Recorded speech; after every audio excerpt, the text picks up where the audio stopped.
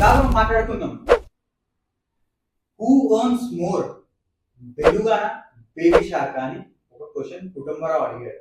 So let me tell you, అసలు ఇక్కడ shark ఎవరు, క్యాట్ ఎవరో మనం మాట్లాడుకుందాం. ఆల్ రైట్, మనకు ఆల్రెడీ షార్క్ ఎవరో తెలుసు, బేబీ షార్క్ అండి.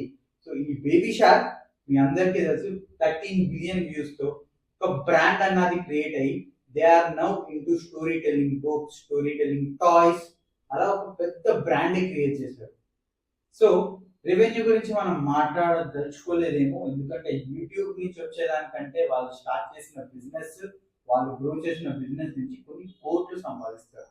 కానీ మనం ఇంకొకరి గురించి కూడా మాట్లాడుకోవాలి, అదే బెలుగా.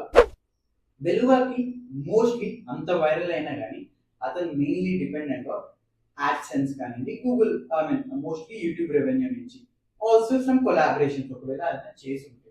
సో మోస్ట్లీ ఇక్కడ ఇతను వచ్చేసి ఒక ఒక సర్టెన్ పీపుల్కి వచ్చేసి తను will be like an inspiration. కానీ బేబీ షార్క్ వచ్చేసరికి ఒక బిజినెస్ ని, ఒక ఎంపైర్ ని క్రియేట్ చేయడానికి ఒక ఆదర్శంగా ఉంటుంది. ఐ హోప్ ఈ ఇద్దరిలో మీరు ఎవరిని ఇన్స్పిరేషన్ గా తీసుకుంటారన్న నాకు కమెంట్స్ లో చెప్పండి.